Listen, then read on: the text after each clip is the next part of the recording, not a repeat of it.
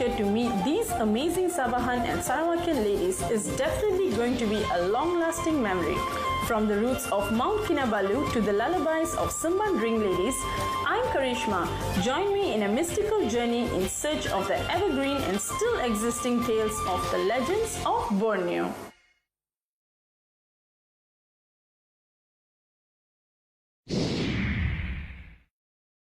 I believe in traditions. I believe in the idea of things being passed between generations and the slow transmission of cultural values through tradition. Tradition is a powerful force. Sabah is nicknamed as the paradise of Borneo.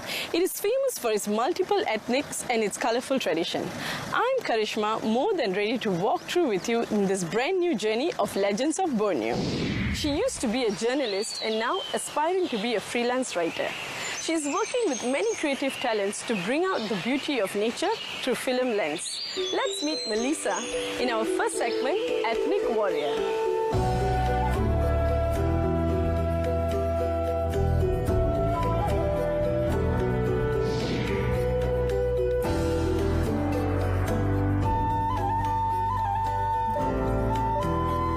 Sitting here facing Tanjung Aru Beach with Melissa, I'm now starting to wonder whether to admire the blue waves or the lovely lady next to me. Hi, Melissa.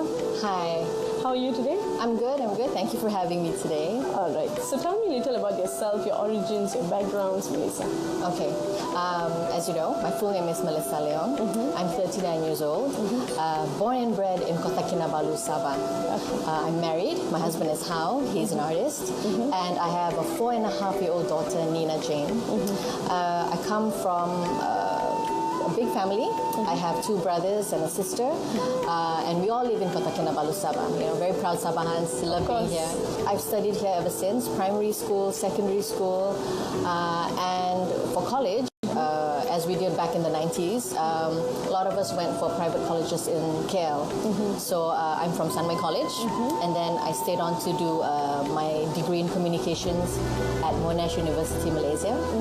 So I just couldn't resist being home, so I came home.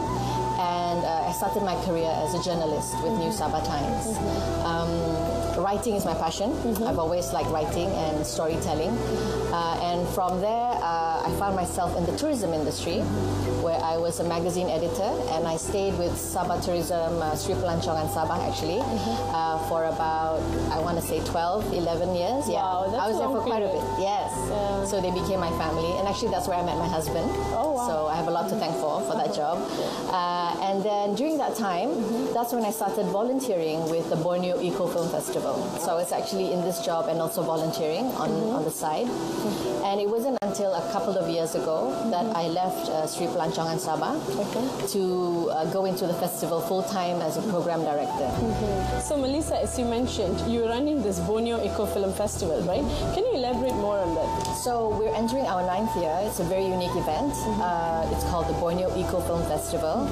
And what we do is we aim to empower, educate, and engage local audiences to make positive changes in the environment through the power of film and storytelling. So what we do is we have once a year we have this free film festival where we feature international films from around the world and also Malaysian and Sabahan films on the environment, and it's for free, so everyone can come and watch these films. And we have talks and panel sessions and activities for everyone to enjoy, and that's just one part of what we do. So throughout the year we also have youth and education outreach activities where we go to schools and we do talks about the environment, and we also have something called the Young Leaders for Sustainability. So YL4S is basically where we engage with 19 to 30-year-olds.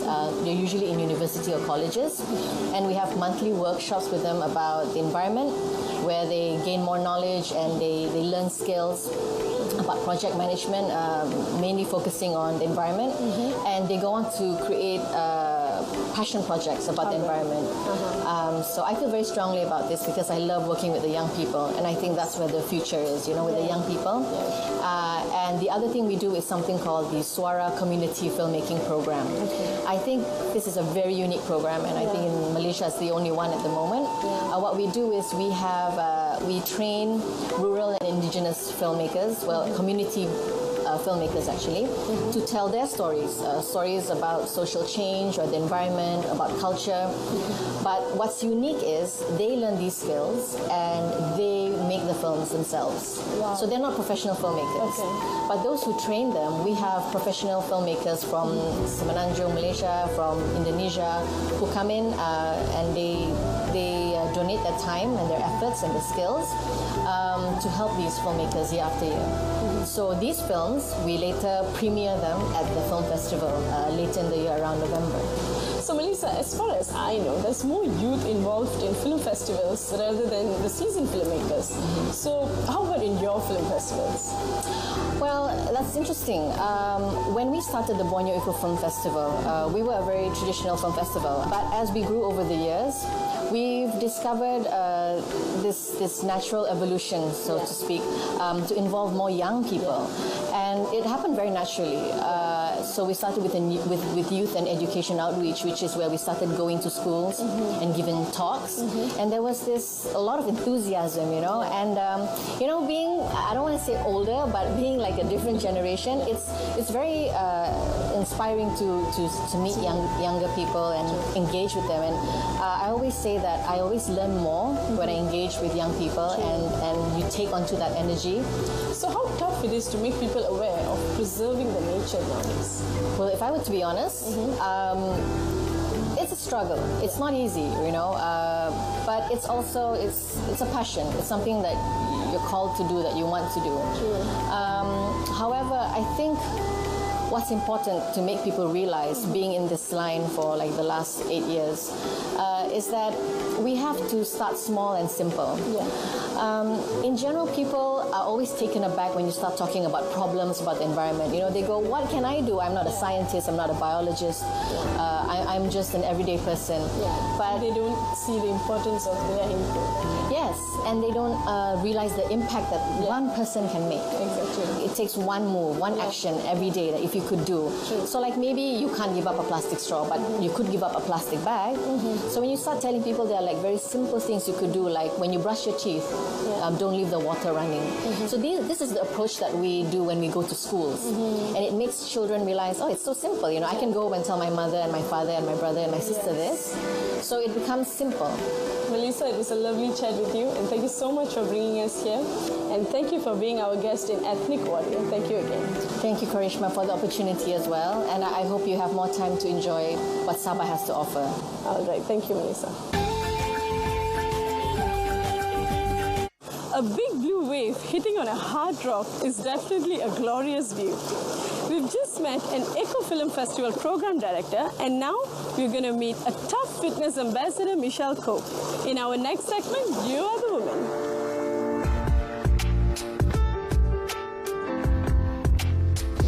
It's a great honor to be sitting next to a very beautiful and inspiring woman, Michelle Koh Sui-Ling. So how are you? I'm good, thank you. All right. So tell us about you and how have you become the woman you are today? Okay, my background is actually I am a fitness instructor, certified. I come from a family of fitness background. So my whole family is involved with sports since they were young. So I followed my father's footsteps from the very young age. I took up swimming. I represented Sabah for swimming. Wow. Then after that, when I finished my high school, I actually immediately went to karate.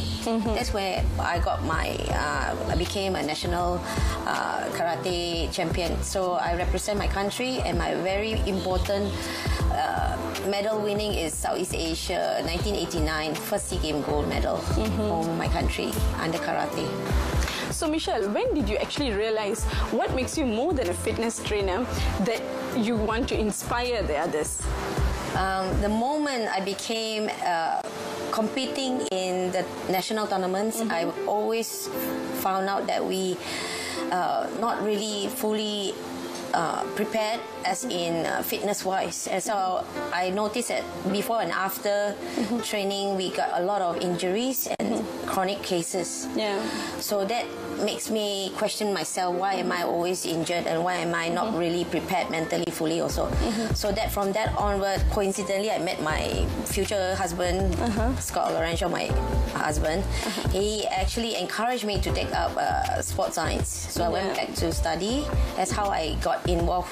And that's how I started to understand by learning how to know about my body and the program of how to improve our fitness.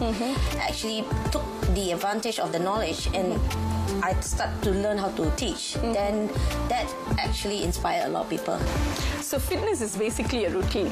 But what does a person really need to lead a healthy and a happy life? Everything got to be balanced. Yeah. If you don't have balance, you go to the extreme of both sides. Right. You will find the wear and tear is going to come to you. So don't expect to be, unless you're in competitive, you're an athlete, you have to spend that time, extreme time to do it. But when the time comes for normal people, they should take their time to consider exercise, eating well, and de-stressing themselves. Try to remember that life is not just for work, get money. Can you imagine a lot of people who are very rich are so stressed out? True. And they are all congested with toxin in their body. But some know how to manage their lifestyle. That's hats off to them. But some of them also consider different walk of life. They have to know how to manage. You know? True. So we know that you're a multitasking person, and we are also aware that you train the Sabah police officer. So how challenging does that get to you, being a female coach, to inspire and coach the police forces? Okay. My background is actually a certified personal trainer. So as we are taught how to negotiate and understand their background. So first we study who they are, what they do, and what their criteria, what they want, what's their focus for. Then we sit down with them and then we talk. Then once we talk, we understand I am supposed to take charge of 200 over policemen in office bound or outdoor or the very super elite CIDs. So they're all combined. Each week they will do a fitness training with me where I do an hours which I combine fitness and dance and a different variety or even self-defense move. Yeah, so have you ever faced a personal challenge by anybody to, because you're a female in the end of the day, so were there any personal challenges to you? Oh yeah, when I first put in my company, I write down a gym owner and also fitness instructor. They look at me, they say aerobic.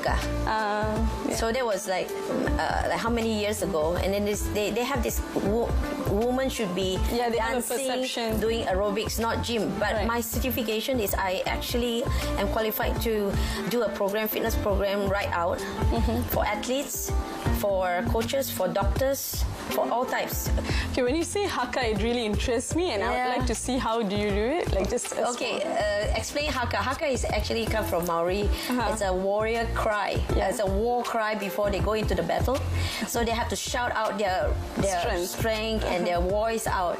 So it's like kumite, kumite, kambare, kambare, you know, and then they cry out and they stick their tongue out like that. So they do that about 2 or 3 minutes or even less. Then they combine. Then I combine them with dance, some warm up, then a nice dance, and then they end up with soft dance to cool down. So we are aware that you do many things at the moment, but what is there that you're actually engaged to at the point of time?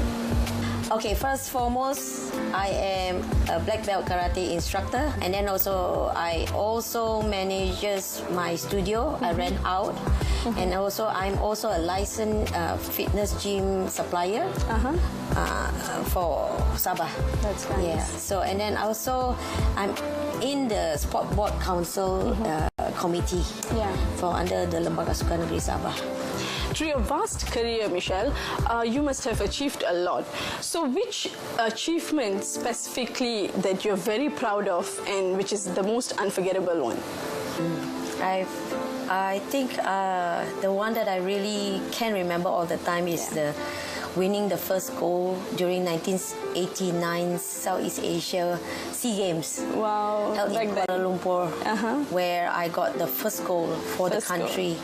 So being in Sabah, it makes you a lot Sabahan. So what's that one thing that you really love about Sabah? First thing in the morning, waking up, looking far up, you can see Mount Kinabalu. Yeah, of course. Second thing, driving towards the coastal area, you see the ocean coming in with the waves. Yeah. And people mingling together, and they always giving that the chillax kind of look. Okay bah, that's our style. Right. So they will smile at you and say, boleh bah kalau kau. So the word boleh bah kalau kau is said anything if you want to, no problem. Yeah. So Sabah is filled with a lot of legends and myths. So is there a special story that you would like to share with us today? Have you heard of Batu Sapi? Yes, but not the story, of course. Oh, this one is in Sandakan. Okay. It's about teaching for us lah. For those people who quarrels and they don't know how to learn how to let go, and the grandparents, they have this folklore legend story. They say to do with sapi and crocodile. So they want to teach us to, learn how to love one another and not to quarrel. Because what happened to the sapi and the buaya became they had a quarrel, and in the midst of the quarrel they have this very bad storm, and the lightning came, they strike those two. It turned into a big batu, big rock. So from that on it stays there until now. So Sandakan is famous for that, and they even have a parliamentary seat called Batu Sapi. So from that we are quite famous in that area, and there are many more, and I think this is quite significant one. Yeah, that's a very lovely one. Yeah. So thank you, Michelle. It's a great honor to be sitting with you, to hear all your stories. It's very inspiring to us and many women out there. So thank you for being part of us, part of Legends of Borneo, and thank you for your precious time. Thank you for inviting me to your program, The Legend of Borneo, and I really appreciate that you come and we could share this important message to all the women. Yes, it's our pleasure. Thank you. Thank you.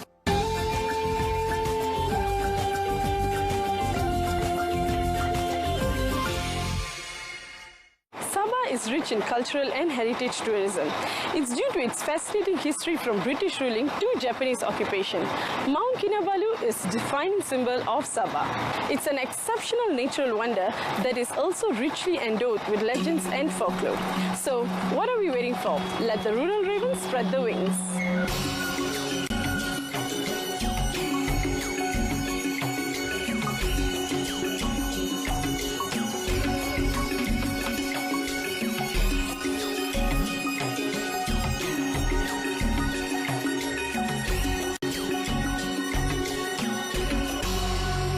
There are numerous variations of the legend that insists that the name Kinabalu is derived from two words, namely Kina meaning China and Balu meaning video. It was believed that a long time ago, a dragon resided in the summit of Mount Kinabalu. This ferocious creature possessed a magical jewel. Many had embarked on a seemingly impossible mission to get hold of that treasure, including a large number of Chinese soldiers. Unfortunately, many died in the attempt. As a result of that fatal pursuit, many Chinese women became widows. Hence, the name Kinabalu was created, meaning Chinese widow.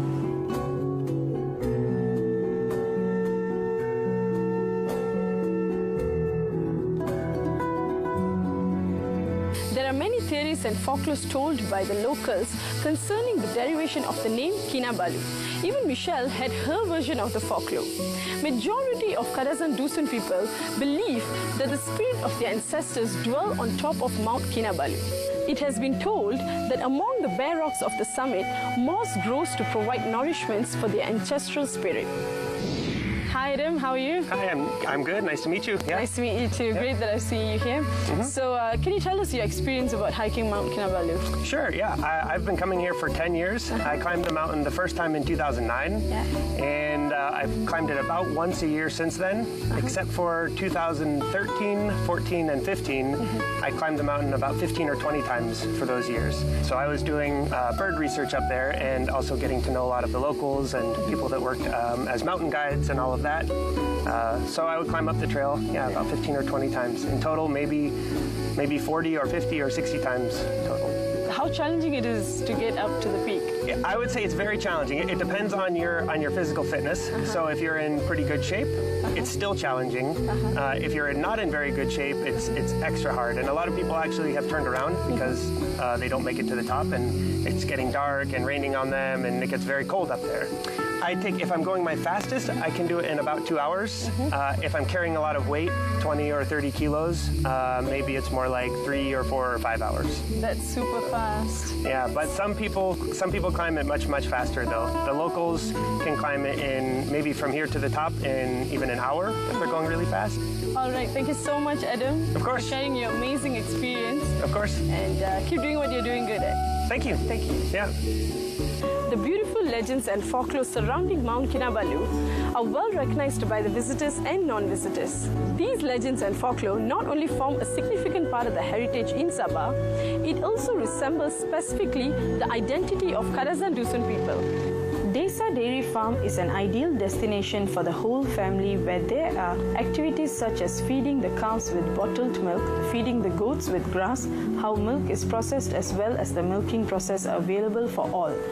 If you have ever wondered how milk is made, Desa Dairy Farm is the place for you. Located at the foothill of Mount Kinabalu, it's an amazing scenery one could envision. Often chosen as a wedding photography destination, with the majestic Mount Kinabalu overlooking beautiful green pastures, the scenery is breathtaking, not forgetting the cool breeze that Kundasang has to offer. Travel opens your heart, broadens your mind, and fills your life with stories to tell. Never limit your lives within the four walls or in a restricted boundary of boredom. It will just kill the inner child of curiosity. Always set yourself free and spend some time for yourself. Till I meet you again, I'm Karishma, and this is Legends of Borneo.